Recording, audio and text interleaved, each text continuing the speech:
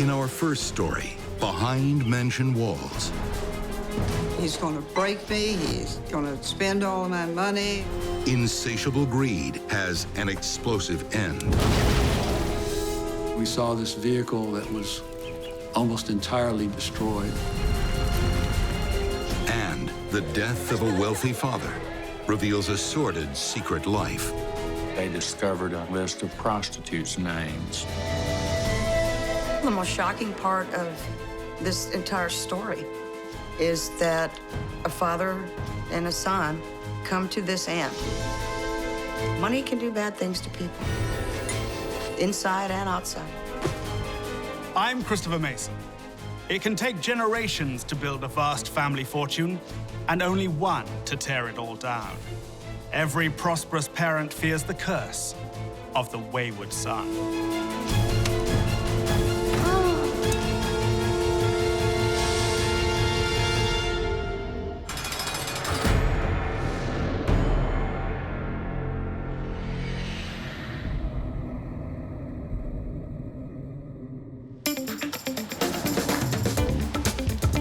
The city of Naples, Florida. You don't have to be rich to live here.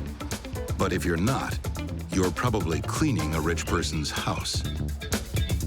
Naples, Florida is considered one of the most thickly populated places in the United States of millionaires. It's a place where the very wealthy congregate. It's a luxurious world of manicured mansions, hired help, and recreational sports for the idle rich. It's expensive to live here, or especially live at a country club where you have golf. Golf is a very expensive thing. So, who are the millionaires of Naples? Retired executives, big shots who worked hard all their lives to buy a sprawling mansion in the sun and plan to spend their golden years playing golf and tennis. Life in Naples seems picture perfect. That is all about to change. I was driving home, and all of a sudden an announcement came over the radio. Anna Kirkendall remembers the day she lost close family friends. In the strangest circumstances. Everything they said about the car blowing up, and that there was a mother and a son and the daughter. And it had to be them. I mean, that's all I could think of. It has to be the Bensons. On July 9th, 1985, a car explodes in the driveway of a mansion on White Violet Drive.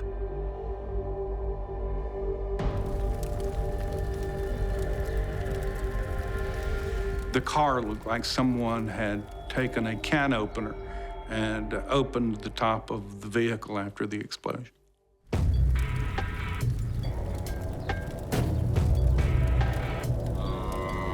There were bodies laying at the scene. Mrs. Benson was laying on one side. Part of her face was blown away. It was a very gruesome scene. Margaret Benson, age 63, is killed instantly. So is her youngest son, Scott, just 21. Her daughter, 40-year-old Carol Lynn, clings to life with horrific burns. I've just lost my best friend, a young man that I had raised since he was, he was 11 or 12 years old, and I cared deeply for Scott. There's another survivor. One member of the family wasn't in the car when it exploded. The eldest Benson son, Stephen. When we arrived, Stephen was sitting on the front steps, smoking a cigarette. Detective George Nowicki was at the house that day. George has seen it all. But to him, this crime scene looks different. We saw this vehicle that was almost entirely destroyed. All the metal was blasted down, so it was obvious that whatever exploded was inside the vehicle.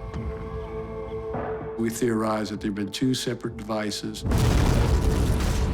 The Benson family has almost been destroyed by a bombing. A violent end to a wealthy dynasty.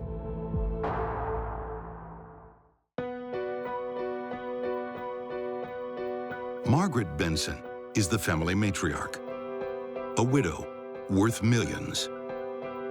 When her husband, Benny Benson, died at the age of 60, she inherited the $10 million that he had. Her father, Harry Hitchcock, was worth close to $100 million. The real money was with Harry Hitchcock. Their fortune comes from the family business, the Lancaster Leaf Tobacco Company. The grandfather was almost legendary by virtue of all the money he had made. His son-in-law then took over. He made even more money. They had more money than they knew what to do with, and they went on spending sprees. They bought boats, they bought exotic cars, they bought 2 houses. They were very well off. After her husband's death in 1980, Margaret retires to sunny Florida. And where her money goes, her 3 adult children are sure to follow. Very well, how are you? Carolyn was the beauty queen. She was the center of attention for the family. Now a divorced mother of 2, Carol Lynn still turns heads at society gatherings. Scott, he was good looking, he was outgoing, and he was attracting a lot of attention going to tennis tournaments. And even more attention from his habits. Chasing girls, crashing expensive sports cars, and snorting cocaine. And Stephen just seemed like he was the one that was the very ordinary, one that was not exceptional in any way. Stephen is married with 3 kids. A nerdy electronics whiz with a string of failed businesses behind him. Stephen was a spoiled, young, rich kid who was given too much, and when he didn't do properly, he was not disciplined. All 3 of the Benson children have grown up spoiled rotten. I mean, how spoiled was Stephen? At the age of 10, for a birthday present, he was given an 18-foot inboard motorboat. Carol Lynn, a few years later, was given, for her 16th birthday, a brand new red Ford Sunliner convertible. So who wants a wealthy, slightly mixed-up family blown off the map? When somebody's killed with a bomb, it's usually for political reasons or for organized crime type reasons. Turns out, there may be a link to the Florida underworld. Scott Benson, the tennis player, is a rich kid with rich tastes in parties, ladies, and drugs. There was a possibility that it was a drug-related killing, that young Scott, by virtue of his social drug habits, had been involved in buying and perhaps not paying for drugs or some problem of that sort, and that this was a revenge killing.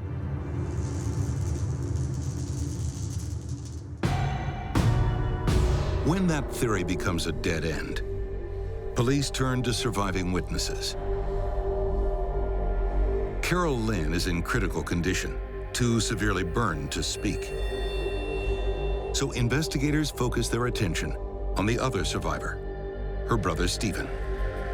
He said that he was crossing right in front of the vehicle and just right in front of the windshield when the bomb went off. So let's get this straight. He was crossing right in front of the car, but he didn't suffer a scratch? Detectives find his lucky escape quite perplexing. They soon discover that Stephen Benson is a very odd man. For weeks after the crime, he drove around in his van that had flesh and blood on the side of the van from the explosion. It had to be his mother's flesh and blood. He didn't even bother to wash it off. They can't lock you up for baffling behavior. But when it comes to uncovering the secrets of the rich, there is one rule of thumb. Follow the money.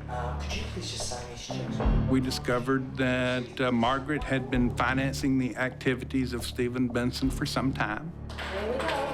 It appeared monies that she had been giving him and from the businesses that she had funded were being used basically by Stephen as his own private bank account.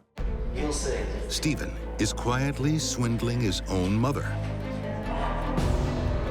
to fund his hapless business ventures to the tune of $2 million.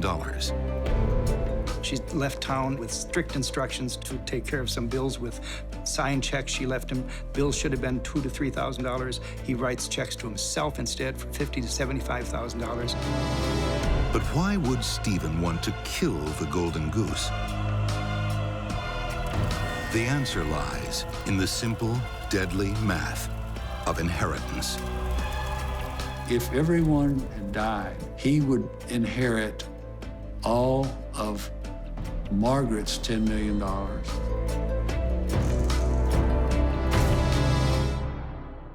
Could Stephen Benson be so ruthless? Only one person can answer that. His sister, Carol Lynn, clinging to life in the hospital. 3 weeks after the explosion, she can finally talk. So, what kind of story does she have to tell? Help me! She recalled making eye contact with him. She wondered why he wasn't coming to help her.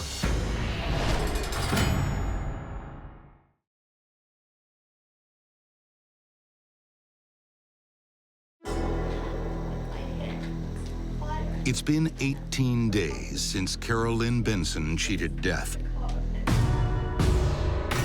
2 bombs turned her family's car into scrap metal, killing her mother Margaret and her brother Scott. There's another survivor, her older brother Stephen. Stephen isn't in the car when his family is blown apart. Good luck or good planning? Detectives discover Stephen wants more than the silver spoon in his mouth. He's after the entire set of cutlery. Stephen knew there was money, and so Stephen wanted his share of it. Margaret would say, Stephen, you can't buy a car. He'd go buy the car. Stephen, you can't buy this expensive home. He wouldn't argue, he'd just go buy it. Stephen was constantly starting businesses. He was constantly trying to emulate the success of his father and aim for achieving some sort of parity with his grandfather, and he wasn't able to do it. He wasn't that type. Mother, the technology these alarms... Stephen would start a business, and he would start building it up, and he'd have a lot of interest and be working along with it, but then all of a sudden it'd just flop. He'd be doing something else. Then Margaret would take the loss on that business, then she'd start on the next business. It'd build up, and then plop, it would go. Stephen's hand has been in his mother's pocketbook for years. By the summer of 1985, she's finally had enough.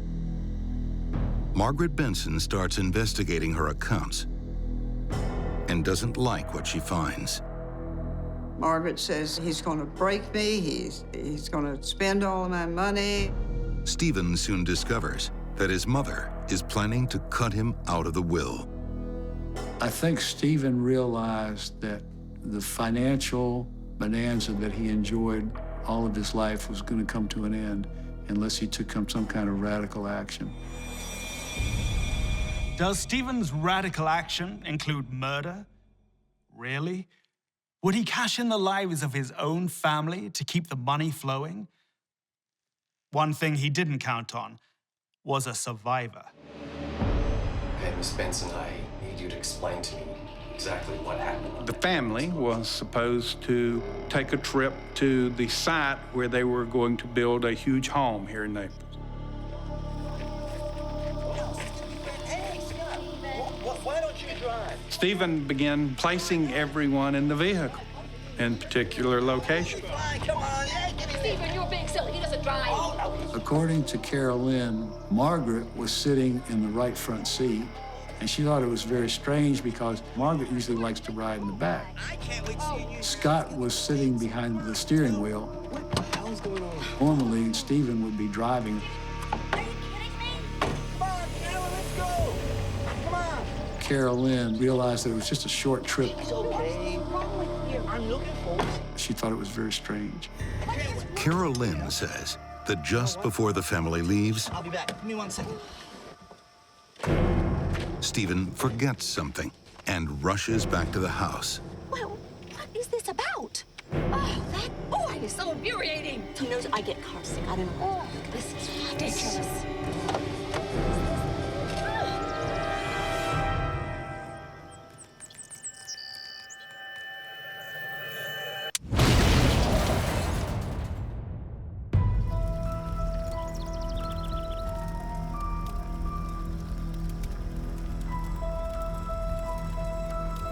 She told us, she said she didn't hear a sound.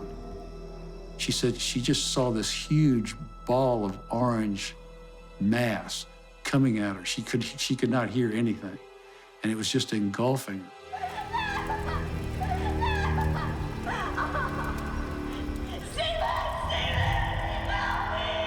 She looked up, and there is Stephen, and he comes out, and she looks up. He could see Carol Lynn was alive. She recalled making eye contact with him. She wondered why he wasn't coming to help her. He ran back in the house because he knew that there was a second bomb.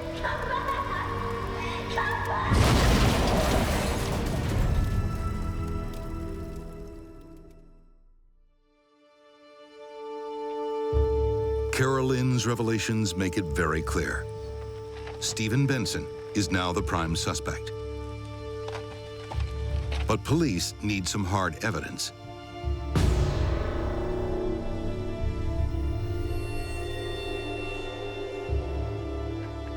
They find it in the wreckage.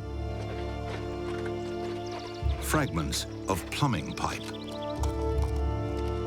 Our bomb expert was able to piece together the pipe almost like a jigsaw puzzle. It was a 4-inch diameter pipe, 12 inches in length. A statewide search of plumbing supply companies leads to one particular store. And where is it located? How about just around the corner from Stephen Benson's office? And they said, yes, they sell 4 by 12-inch pipe, and in fact, they had sold some recently. Can I just get your signature there, sir? I don't need to sign it. I'm fine. I need to get going. Sir, it's store regulation. And we were very fortunate. I need you to sign it. They made purchasers sign invoices for their purchases.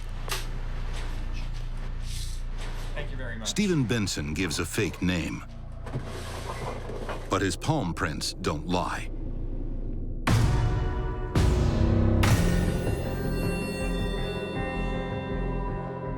I looked at the two documents side by side, and even somebody who is not a fingerprint expert could look at the two sets of prints and say, it has to be him. One more piece of evidence helps detectives complete the puzzle. As a teenager in high school, he had experimented with small explosive devices contained in small tubing. With his electronics background and his explosives background, it was a natural choice to accomplish the murders. Police now have the eyewitness, the evidence, and the motive. That is what's going on. They arrest Stephen Benson and charge him with murder.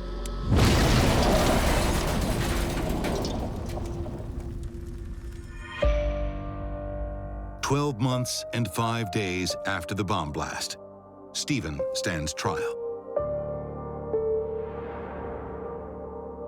Florida is transfixed in horror. Star witness for the prosecution is his own sister, Carol Lynn. You know, her brother had just tried to snuff out her life with a pipe bomb. And when she discovered the facts surrounding that, she became very angry, very bitter.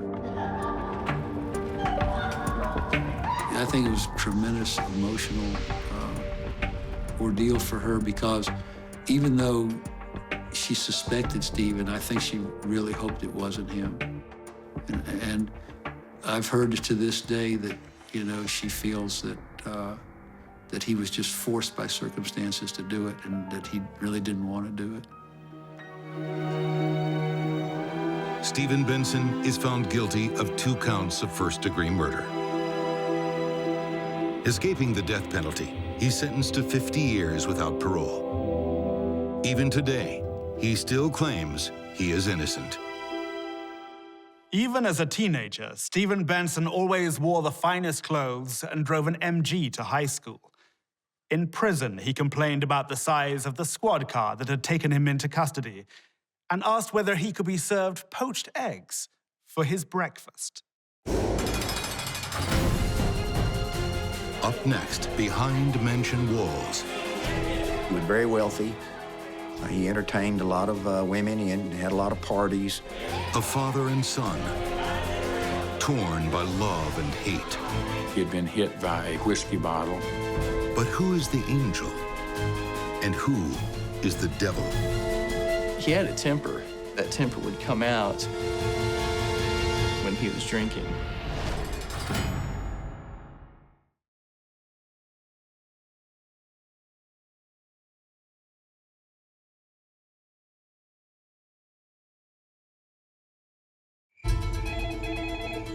The airplane pilot called.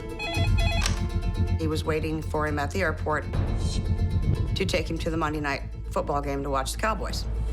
And we knew if he didn't show up for that, something was terribly wrong. We got a call from law enforcement. They had found a deceased person's body in a home in Horseshoe Bay. When the well-to-do are murdered, it tends to attract a lot of attention. A violent death demands an explanation, especially when the deceased is as popular as Texan millionaire Charlie White. This murder just shocked the place. This thing just does not happen. Especially doesn't happen in Horseshoe Bay. About an hour out of Austin, Texas, you'll find the exclusive resort community of Horseshoe Bay. Horseshoe Bay, it's just a quiet place. It's small. We live here for a reason, you know, because it's not big city and it's not hustle and bustle. It's also away from the hustle and bustle of the less fortunate. You had your waterfront, you had your swimming pool, you got your tennis courts. A lot of very well-heeled people, a lot of condos, million-dollar homes. There's a lot of movie stars and athletes and actors that live out there. King of the Bay is a man no one forgets meeting. Charlie White. If you were in a local bar in town, he's liable to walk in and buy rounds for everyone. Charlie White was a man of means. I couldn't tell you how many millions he had. He was very wealthy. He had inherited a lot of money from his parents.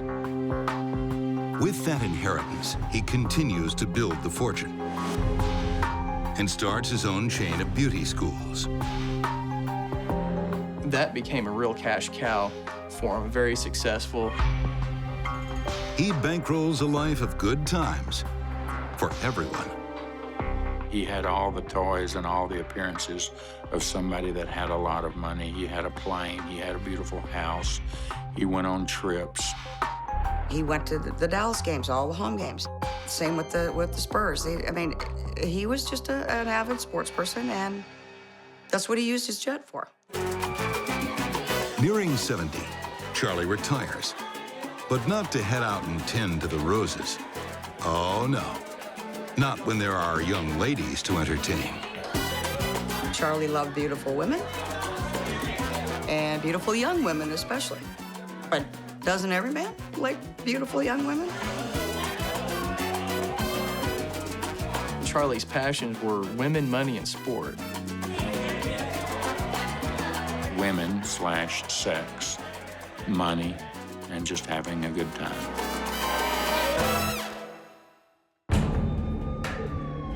Now, the party is over.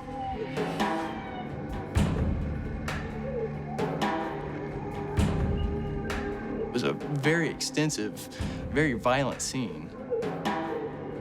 The investigators found teeth, just stray teeth. He was found with a green extension cord wrapped around his neck and beaten pretty severely. He had been hit by a whiskey bottle, which knocked his teeth out and cracked his skull open. Well, the first thing we noticed was pretty brutal. District Attorney Sam Oatman is called to the crime scene. It wasn't robbery, it wasn't anything where someone had broken into the house.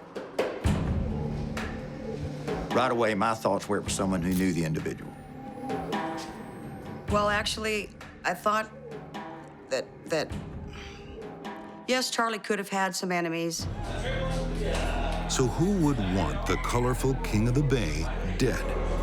Depending on who you talked to, Charlie was either the greatest guy in the world or just a horrible, horrible person.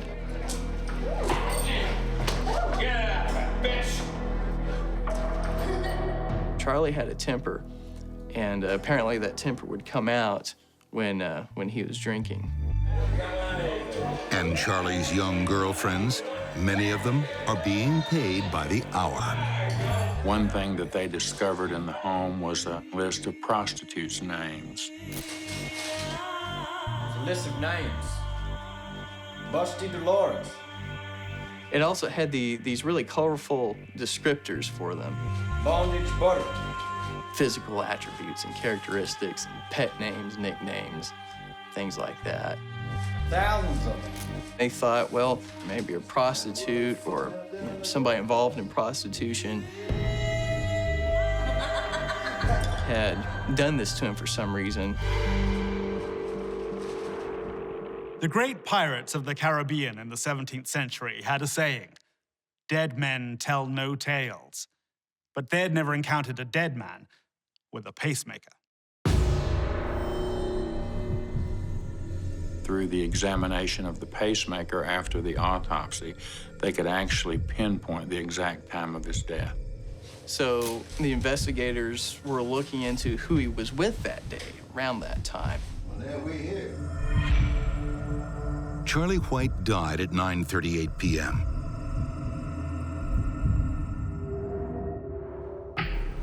In his house, police find another clue. A receipt from a visit to a local mall just 2 hours earlier. A mall with security cameras in its parking lot. They also had a piece of CCTV footage of him in a car in a parking lot with an unidentified man. So they knew he was with somebody. It was a man, but the video just didn't reveal exactly who it was. A shadowy figure with a man about to be murdered. This mystery gentleman has some questions to answer. Where were you? Things just weren't adding up. Isn't that you? Isn't it?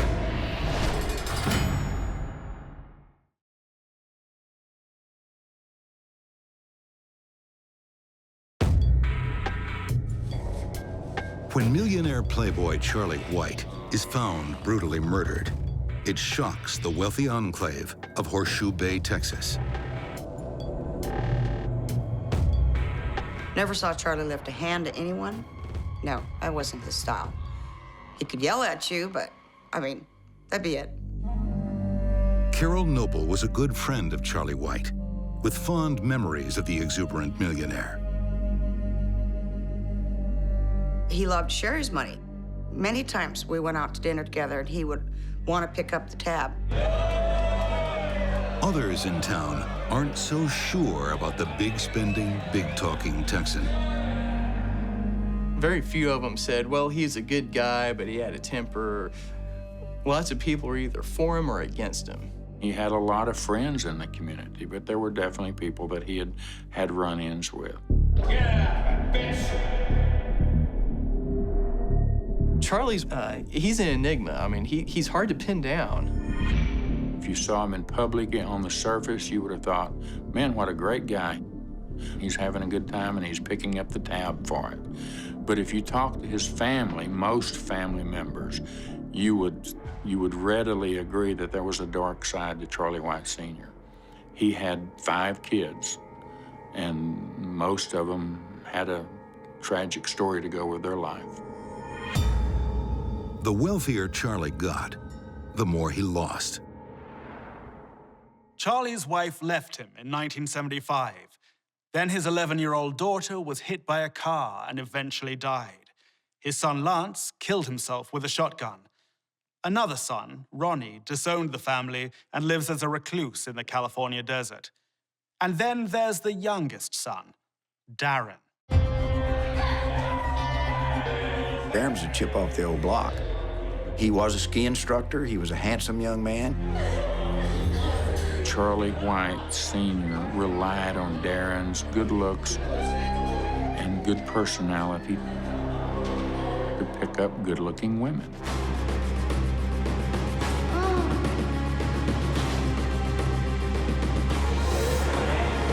Charlie paid his way, took him places, took him to dinner, bought him vehicles. I think he only came for the money. Without mother and father, Darren White had nothing and made very few attempts to do it on his own. I believe Darren disappointed his father because he had never really accomplished anything. I think he definitely wanted Darren to understand I've got the money and I can spend the money if I want to, and and I can cut you off if I want to. What I knew of Darren was always after his father for money. Give me this, give me that. Money.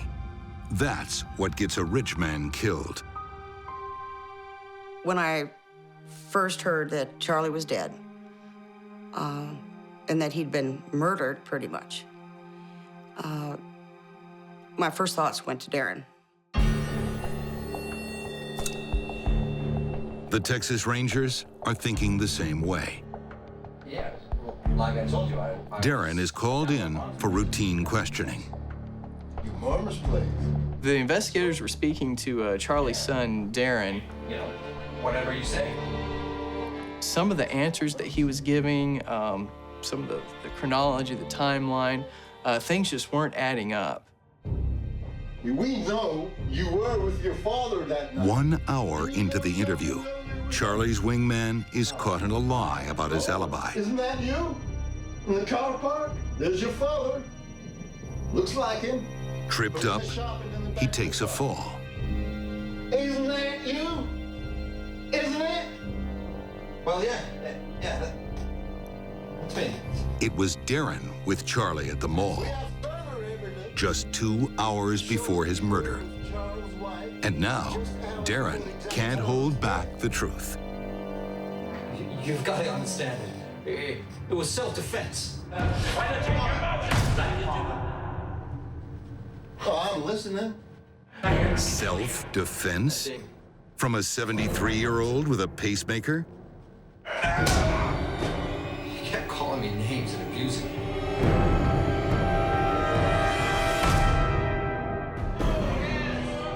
It seems Charlie White never was much of a family man. I think the relationship was very demeaning for Darren. Charlie White would call him things like a dumbass, a loser, a failure, those kinds of things in front of his friends. And usually, it was followed by a pop on the back of the head or a drink over the top of your head.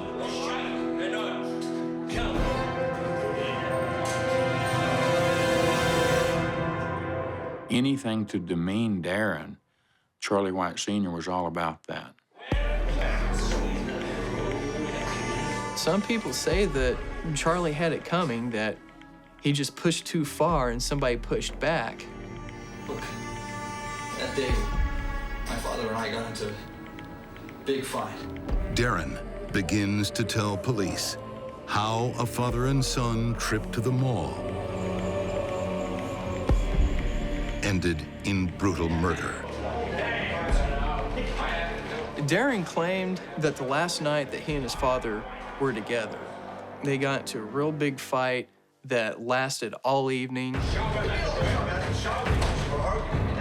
They went home, and when they started to unload the groceries, it sort of erupted into a physical altercation.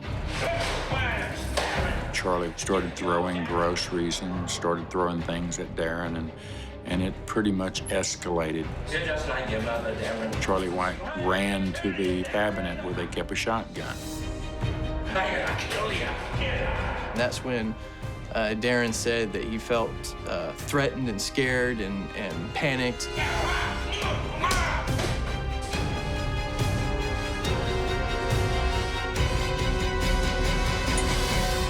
Next thing you know, his father is on the floor bleeding with teeth all over the floor. Darren admitted to bludgeoning him to death with a whiskey bottle and then tying an electric cord around his neck and then around his feet. A brutal fight to the death. Father and son, him or me. Plausible, possible, but true? Didn't look like it was a two-way fight. The story wasn't adding up on that point.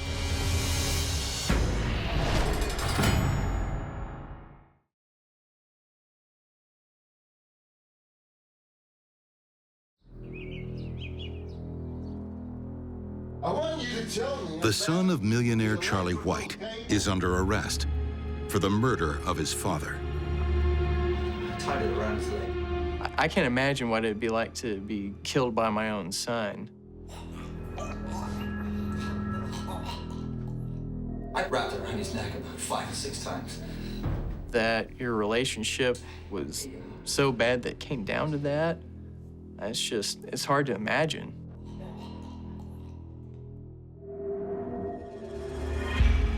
Darren White says it was self-defense, a fight to the death. The evidence says something else. Darren specifically said that his father started throwing groceries at him as the fight escalated, throwing canned goods. Well, the crime scene showed all the groceries stacked up on the counters. Nothing was thrown, nothing was amiss. Okay, let's take a look. Detectives think the truth is written right on Darren's body. So the investigators took photos of Darren.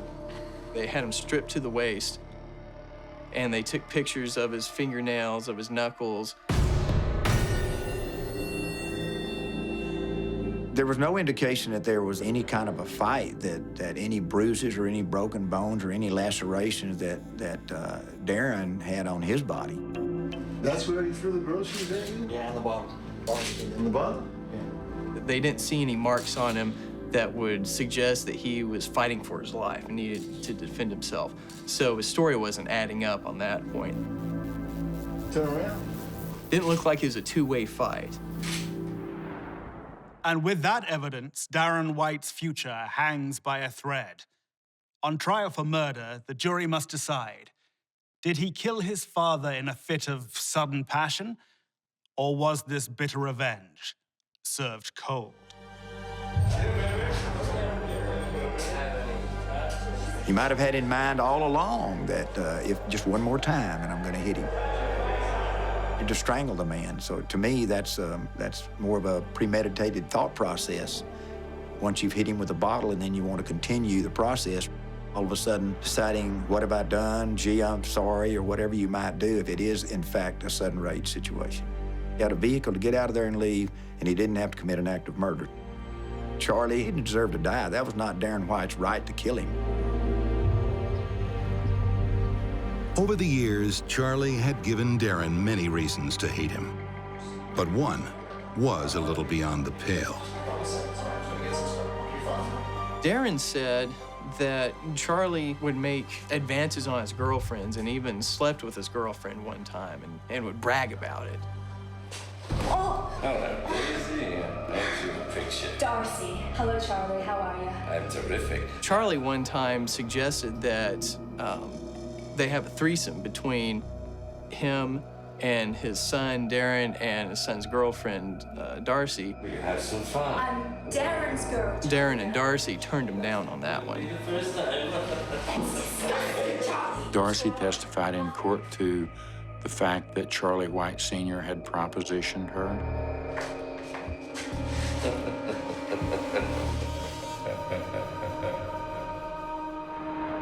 She has another story. The first time Charlie meets Darcy's father, he makes an offer of friendship. Would he perhaps enjoy the services of one of Charlie's prostitutes? Charlie's treat. Darcy's father is horrified and rejects the offer.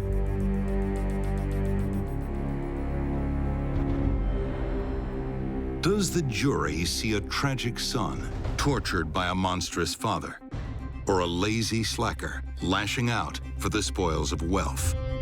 I think certainly that money was a contributing factor to this. I think there probably was some dysfunction between the father and son and the entire family, but my opinion is Darren would not have been there if Charlie had been poor. We put on a case whereby, yes, he's guilty, but look at the facts and don't give him life. The jury doesn't believe that Darren killed his father in a fit of sudden passion, but they still go easy on his sentence.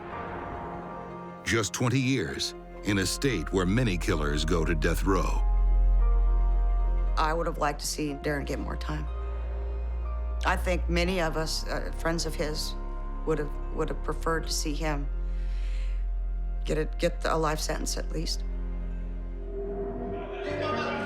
Darren said that he felt relieved, that he finally felt safe after he killed his father. You know, that this thing was welling up for years and years and finally broke. There was something between him and his father, something that wasn't good, something that was very, very toxic. I don't know if anybody doubts that. I don't think anybody can doubt that. I feel the most shocking part of this entire story is that a father and a son come to this end. Money can do bad things to people, inside and outside. The sons of the rich should be blessed heirs with opportunities to burnish the family name and fortune.